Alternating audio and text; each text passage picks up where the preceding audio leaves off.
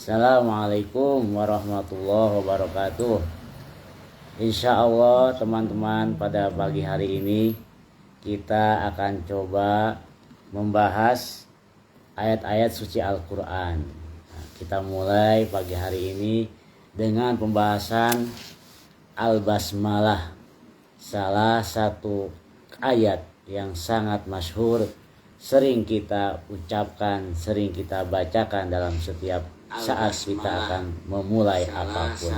Dari kitab apa tuh Ustaz? Dari kitab insya Allah bernama Kitab Tafsir Ibnu Katsir, salah satu kitab tafsir terbaik yang menjadi maroji atau rujukan sumber pengetahuan tentang Al-Quran oleh para ulama kita semuanya.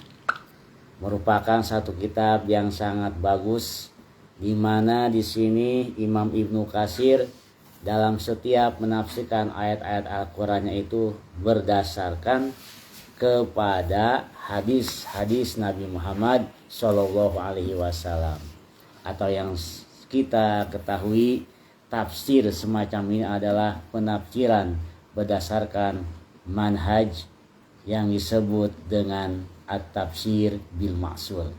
Ini adalah metodologi penafsiran Al-Quran yang terbaik, ya teman-teman sekalian. Insya Allah kita mulai dengan kalimat atau ayat Bismillahirrahmanirrahim. Dalam ayat ini Bismillahirrahmanirrahim banyak sekali hadis-hadis yang diriwayatkan dari Rasulullah SAW, baik mengenai keutamaannya ataupun makna dari Al-Basmalah itu sendiri. Mari langsung saja kita bacakan teman-teman ya, dari kitab Ibnu Katsir ini. Salah satunya adalah hadis yang diriwayatkan dari Abu Buraidah an abihi anna Rasulullah sallallahu alaihi wasallam qol.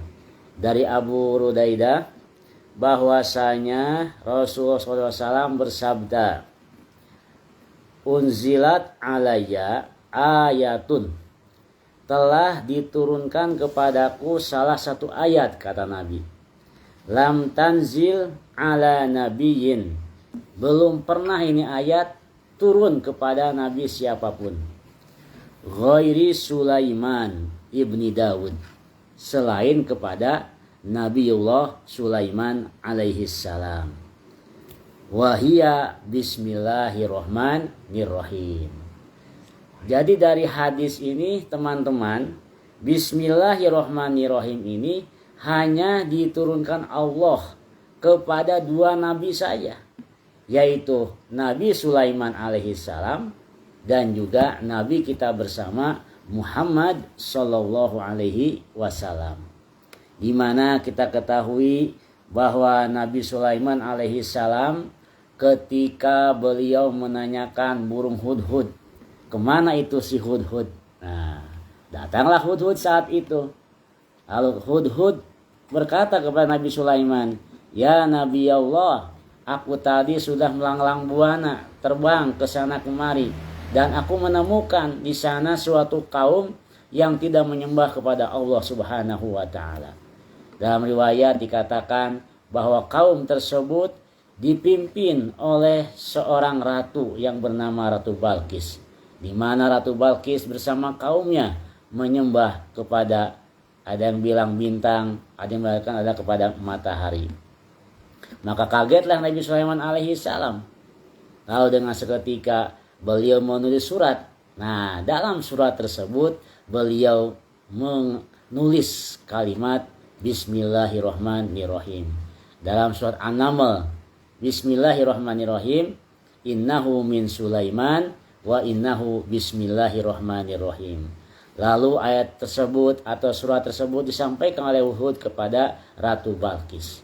Kaget Ratu Balqis ketika menerima surat tersebut. Wah, ini dari Nabi Sulaiman ini. Nah, bagaimana wahai para menteri? Ya. Akhirnya Ratu Balqis dan para menterinya memutuskan untuk memberikan upeti kepada Nabi Sulaiman. Nabi Sulaiman didatangkan upeti kepadanya, Dan beliau mengatakan, wah saya tidak butuh dengan upeti-upeti ini. Kekayaan saya lebih banyak. Nah, dengan seketika itu juga Nabi Sulaiman memerintahkan kepada semuanya yang hadir di situ, ya, burung, para jin, para menteri, dan mengatakan, siapakah di antara kalian yang bisa menghadirkan kerajaan Ratu Balkis dengan secepat mungkin ke hadapan saya? Maka jin Ifrit mengatakan, aku sanggup ya Nabi Sulaiman sebelum matamu berkedip. Seketika itu juga maka kerajaan Ratu Balkis ada di hadapan Nabiullah Sulaiman alaihissalam. Dan singkat waktu akhirnya Ratu Balkis mendapatkan hidayah dan masuk ke dalam Islam, yaitu agama Nabi Sulaiman alaihissalam. Nah, jadi bismillah ini keistimewaannya hanya diturunkan kepada dua nabi saja. Nabi kita Muhammad SAW dan juga Nabi Sulaiman alaihissalam. Berikutnya dalam hadis Rasulullah SAW mengatakan, yaitu dari Jabir, ya, an Jabir ibni Abdillah qala, lamma nazala bismillahirrahmanirrahim, ketika bismillahirrahmanirrahim diturunkan atau turun dari Allah Subhanahu wa taala, harabal ghaimu ilal masjid, maka cuaca mendung, ya, awan lagi mendung pada saat itu bergeser, pindah ke arah masyrik atau timur. Wasakanatir riyah, angin yang tadinya ribut menjadi tenang gara-gara bismillah turun. Wahajal bahru, tiba-tiba saja laut bergemuruh. Wa asghatil bahaim bi azaniha, hewan-hewan semuanya diam mendengarkan lantunan kalimat bismillahirrahmanirrahim. Warujimatis syayatinu minas sama, setan-setan yang gentayangan yang sedang ribut pada saat itu dirajam, dilempari batu dari langit.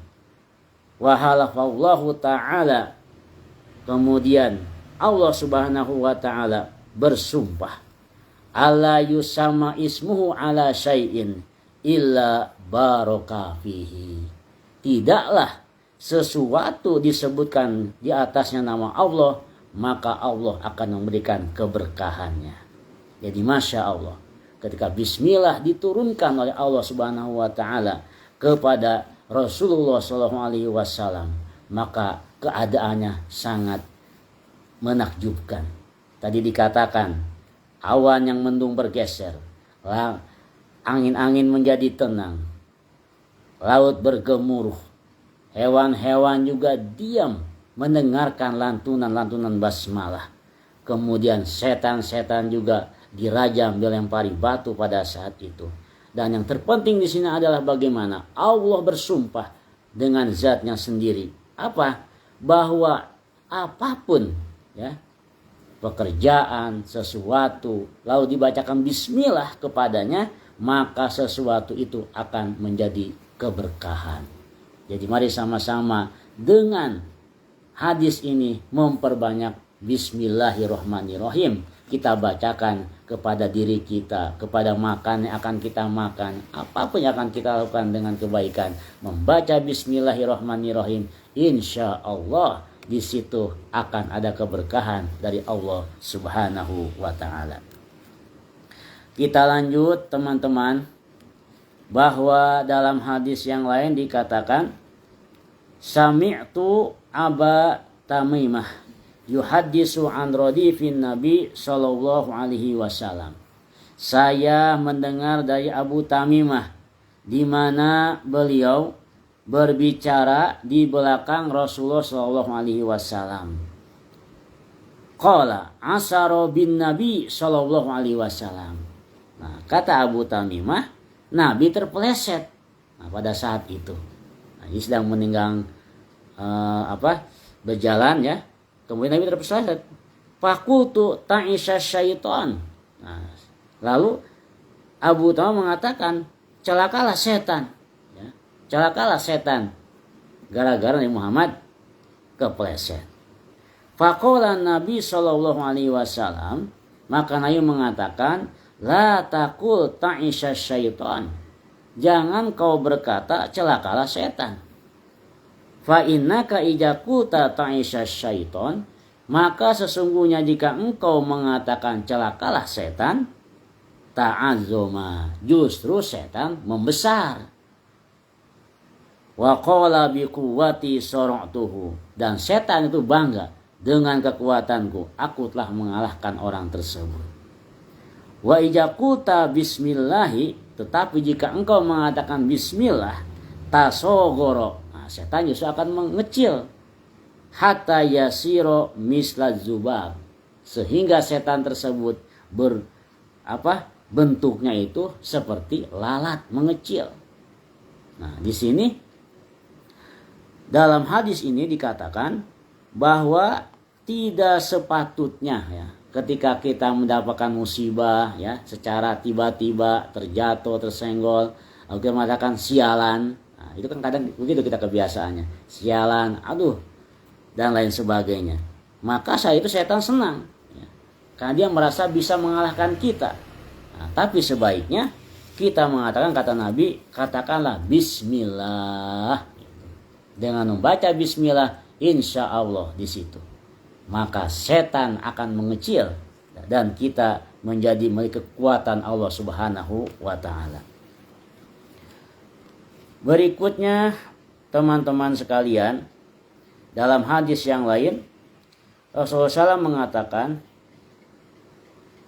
an Abi Hurairah, dari Abu Hurairah, anna Rasulullah sallallahu alaihi wasallam, bahwa Nabi SAW berkata atau bersabda, iza ataita ahlaka, jika engkau mendatangi keluargamu, fasamillaha, maka sebutlah nama Allah. Fa innahu in wujidalaka waladun kutibalaka bi'adadi anfasihi, maka seandainya engkau ditakdirkan memiliki anak, maka akan dicatat bagimu pahala sebanyak napas-napasnya. Wa anfas zuriyatihi hasanah, dan juga napas-napas turunannya dengan berbagai macam kebaikan. Nah, ini adalah sebuah sunnah dari Rasul bagi pasangan suami istri ya yang ingin memiliki anak ya, di mana ingin menjalankan sunnah Nabi ya sebagai pasangan suami istri. Maka ketika akan melakukan ya mohon maaf bahasanya jima, nah, jangan lupa itu membaca bismillahirrahmanirrahim. Dengan membaca bismillahirrahmanirrahim tersebut, insya Allah selain keberkahan yang didapat, tapi juga akan memberikan pahala yang berlipat-lipat ya, ketika kita melakukan itu semua dengan mengatakan bismillahirrahmanirrahim. Teman-teman sekalian, bismillah ini begitu dahsyat ya.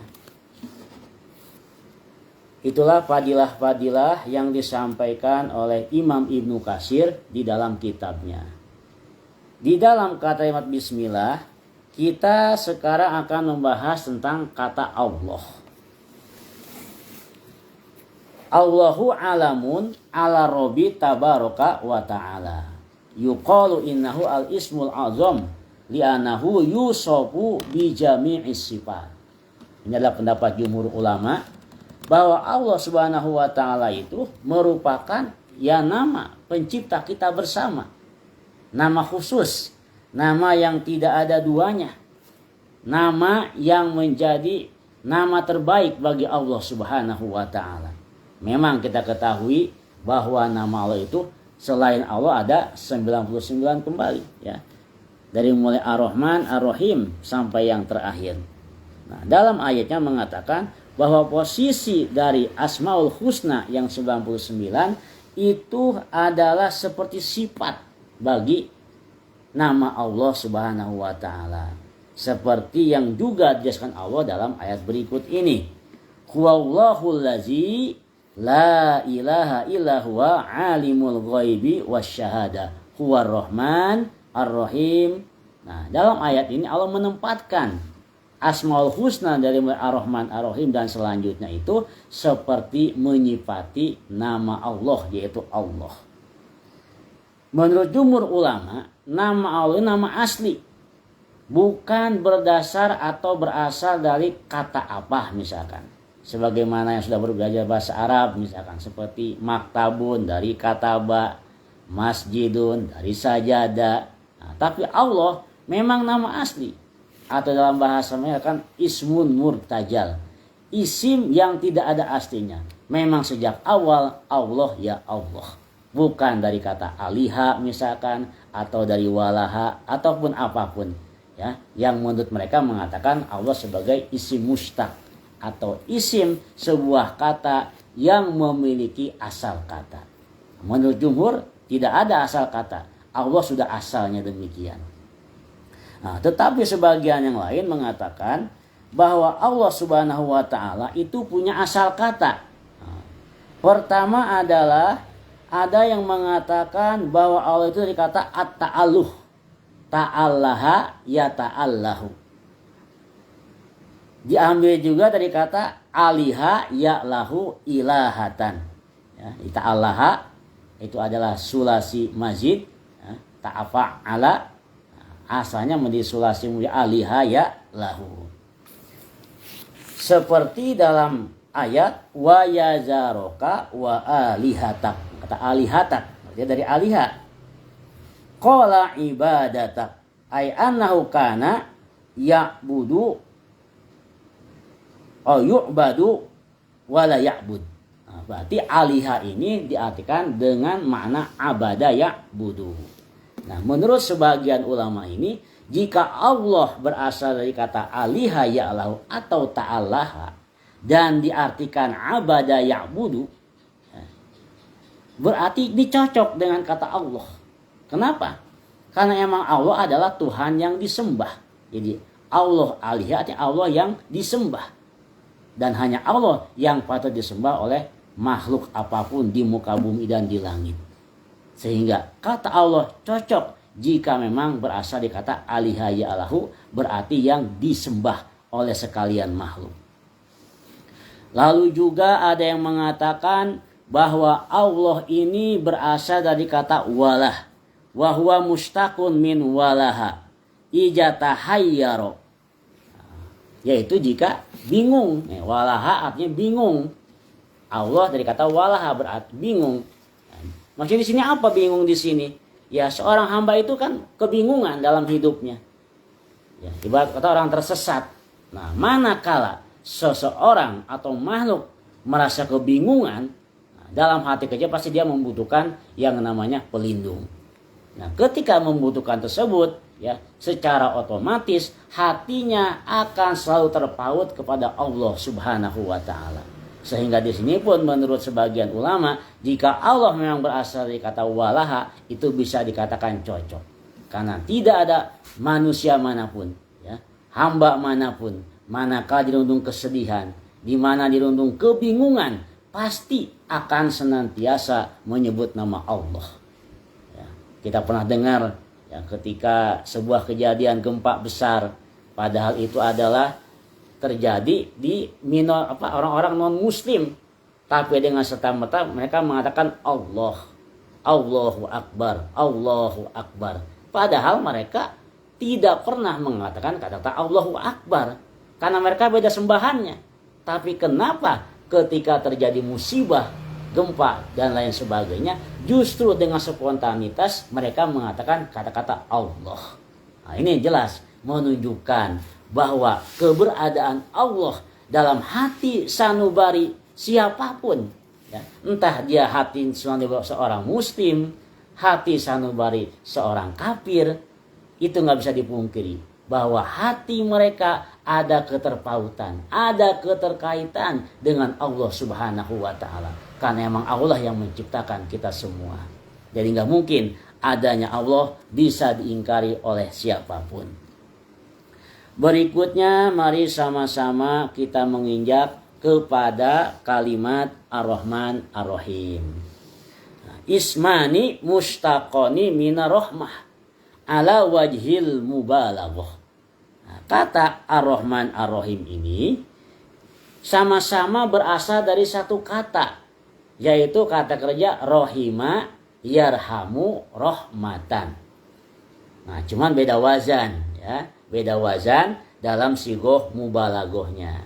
Ar-Rahman itu berwazankan fa'lan, sementara Ar-Rahim berwazankan fa'il. Tapi sama-sama mereka dari satu kata yang sama, yaitu rohima yarhamu, yang biasanya kita artikan dalam bahasa kita menyayangi. Lalu di sini para ulama mengatakan wa fi tafsir ba'dis salaf, dalam penafsiran sebagian ulama salaf, ma yadullu ala zalika, menunjukkan kepada apa yang tadi disebutkan, an Isa alaihi salam, dari Nabi Isa alaihi salam, annahu qol, bahwasanya beliau berkata, war-Rahman rahmanud dunya wal akhirah. Rahman itu adalah yang maha menyayangi kepada semua yang di dunia dan juga menyayangi siapapun yang di akhirat. War-Rahim rahimul akhirah. Sementara Rahim itu khusus memberikan kasih sayangnya kepada siapapun yang di akhirat. Jadi menurut hadis ini ya, dari ucapan Nabi Isa alaihi salam, Rahman ini lebih umum dibandingkan Rahim. Nah, Rahman itu menunjukkan Allah punya kasih sayang kepada seluruh makhluk, baik di dunia maupun di akhirat. Sementara Rahim itu adalah bentuk kasih sayang Allah yang nanti hanya diberikan kepada siapapun yang di akhirat. Lalu berikutnya adalah apa yang disampaikan dari Abu Ali Al-Farisi. Ar-Rahman ismun am fi jami' anwa'i rahmah.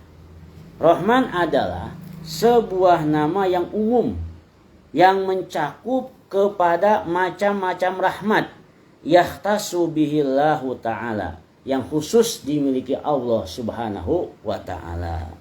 War-Rahim innama min jihatil mu'minin. Nah, sementara Rahim adalah hanya diberikan rahmatnya kepada orang-orang yang beriman.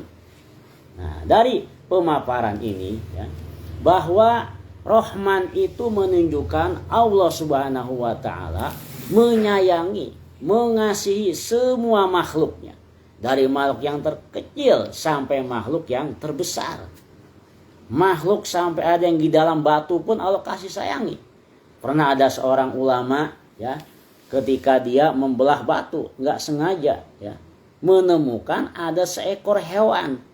Lalu dia berpikir, bagaimana hewan yang kecil ada di dalam batu ini bisa hidup? Dari mana dia makan? Nah, ini menunjukkan bahwa Allah subhanahu wa ta'ala tanpa kecuali dengan nama Rahmannya, dengan sifat Rahmannya, menyayangi apapun. Termasuk contoh tadi, seekor hewan yang berada di dalam batu. Ini janji Allah. Wa ma min dabatin fil ardi illa 'alallahi rizquha. Bahwa tidak ada apapun, hewan melata apapun di muka bumi ini, pasti Allah yang menjamin rezekinya. Begitu pula Allah nggak membedakan antara manusia, apakah itu yang muslim, apakah itu yang kafir. Jadi kita jangan pernah protes kepada Allah, ya Allah, kenapa orang-orang muslim pada miskin, sementara orang-orang kafir pada kaya? Jangan lupa, Allah itu Rahman. Dengan Rahmannya, Allah menyayangi semua makhluk. Ya, tanpa terkecuali, termasuk orang-orang kafir sekalipun yang tidak pernah sujud kepada Allah. Boboro sujud, iman aja tidak. Nah, tapi Allah tetap menyayangi mereka juga. Maka di dalam hal ini kita melihat siapapun yang hidup di muka bumi, Allah menjamin rezekinya, Allah menjamin kemaslahatannya. Bahkan kita lihat kebanyakan orang non-muslim jauh lebih mapan secara ekonomi dibandingkan kita sebagai muslim. Karena emang itulah surga mereka di dunia menurut Nabi Shallallahu Alaihi Wasallam. Juga dengan Rahman, Allah menyayangi orang-orang muslim. Nah, sementara Rahim, menurut para ulama, itu adalah sifat Allah Subhanahu wa Ta'ala yang menunjukkan bahwa Allah itu hanya menyayangi orang-orang muslim. Artinya apa di sini? Ada satu rahmat yang tidak disebarkan Allah kepada makhluk yang lain, yang tidak diberikan Allah kepada orang-orang non-muslim. Dengan Rahim, Allah hanya memberikan rahmat ini kepada orang-orang muslim saja. Alhamdulillah, ya, dengan izin Allah, dengan takdir Allah, kita dilahirkan dari keluarga muslim. Alhamdulillah, sampai dengan sekarang kita menjadi muslim. Mudah-mudahan kita mendapatkan rahmat yang khusus ini yang diberikan Allah hanya kepada orang-orang muslim. Contohnya misalkan apa? Ketika di dunia, ya, kita rahmat taufik, ya, rahmat keislaman, alhamdulillah diberikan kepada kita. Kalau bukan rahmat Islam ini, kalau bukan karena rahmat taufik dari Allah ini, ya kita nggak akan menjadi muslim. Ini menunjukkan memang menjadi muslim ini adalah rahmat Allah. Bahkan kita lihat, ya, dari sekian manusia di muka bumi ini, secara mayoritas tentu lebih banyak orang kafir. Menurut data statistik, kalau nggak salah ada 7 miliar umat manusia saat ini. Hanya 1 miliar orang Islam. Bayangkan, hanya 1 miliar dari 7 miliar.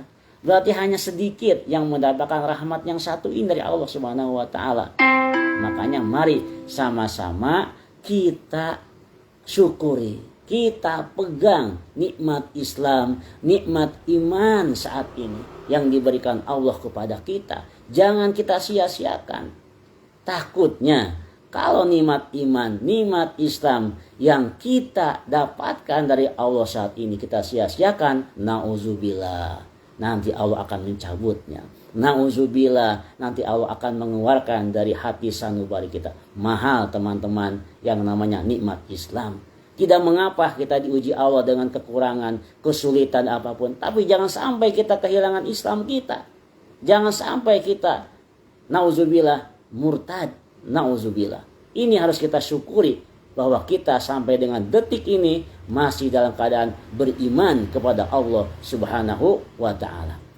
Di dunia juga misalkan dengan rahimnya Allah akan memberikan ketenangan batin dalam diri setiap muslim. Ini pun khusus, nikmat khusus kepada orang-orang Islam.